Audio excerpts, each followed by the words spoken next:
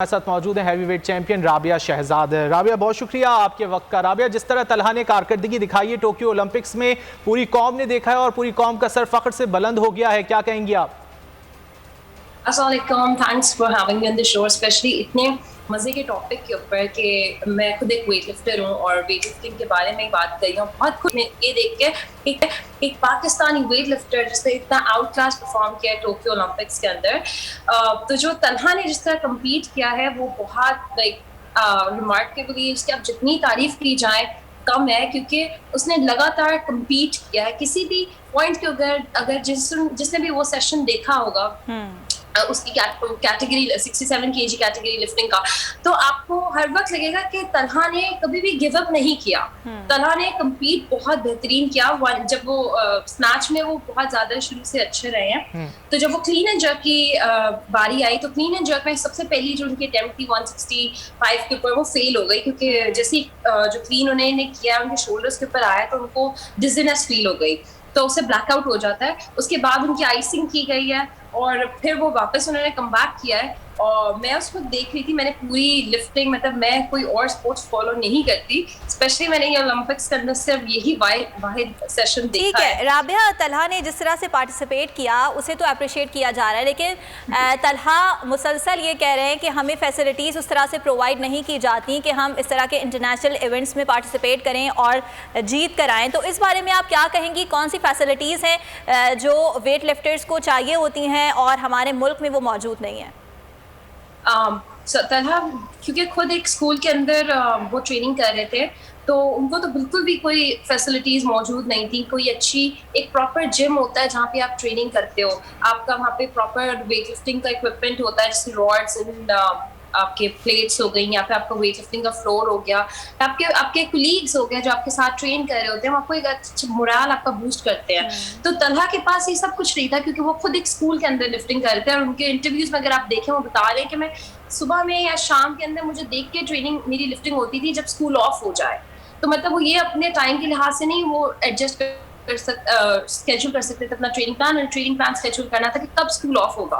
तो ये सबसे बड़ा हर्डल होता है, और आई थिंक जब हम बेहतर फैसिलिटीज गवर्नमेंट प्रोवाइड करेगी तो वो मोटिवेशन लेवल। अच्छा राबिया, ये बताइएगा कि पाकिस्तान ओलंपिक एसोसिएशन कितनी मदद करता है खिलाड़ियों की, या सिर्फ और सिर्फ उसका काम ये होता है कि एक खिलाड़ी को जो है वो ओलंपिक्स तक जो है वो ले जाए?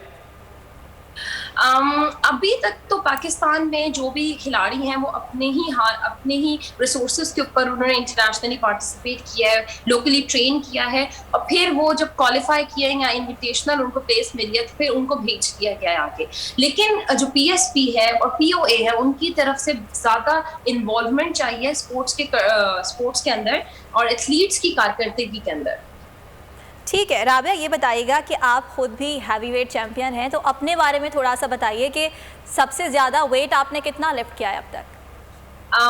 आपको मैं करेक्ट करूंगी, मैं हैवी वेट चैंपियन नहीं हूँ, मैं लाइट वेट चैंपियन हूँ। मेरी कैटेगरी 55 केजी है और जो हेवीएस्ट कैटेगरी होती है वो 85 केजी अबव होती है।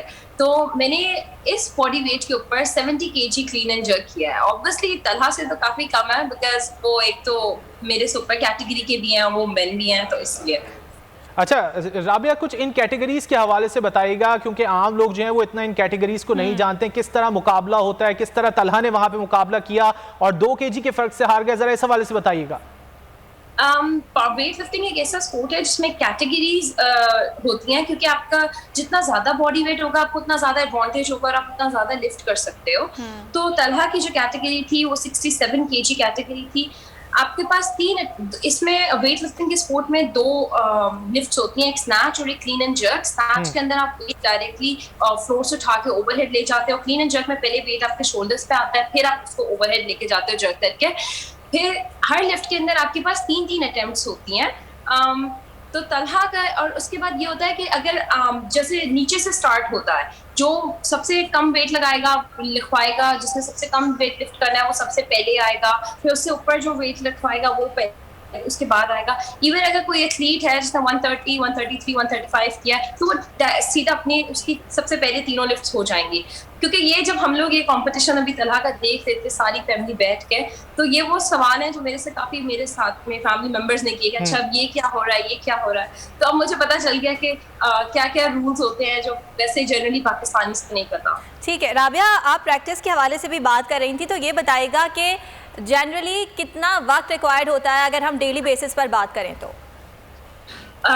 डेली बेसिस पर अगर आप बात कर रहे हैं एक वेट लिफ्टर के लिए एट मोस्ट 4 आवर्स की ट्रेनिंग रिक्वायर्ड होती है, 2 hours in the morning and 2 hours in the evening. इसके अलावा जो रेस्ट पीरियड होता है वो बहुत एसेंशियल होता है, स्पेशली जो डाइट होती है वो बहुत ज़्यादा इम्पोर्टेंट होती है फॉर अ वेट लिफ्टर। ठीक है, राबिया शहजाद हमारे साथ मौजूद थी और तलहा के हवाले से भी उन्होंने बताया और वेट लिफ्टिंग के हवाले से भी बहुत सारी ऐसी मालूमात हम तक पहुँचाई जो हमें पहले मालूम नहीं थी। राबिया, बहुत शुक्रिया आपका।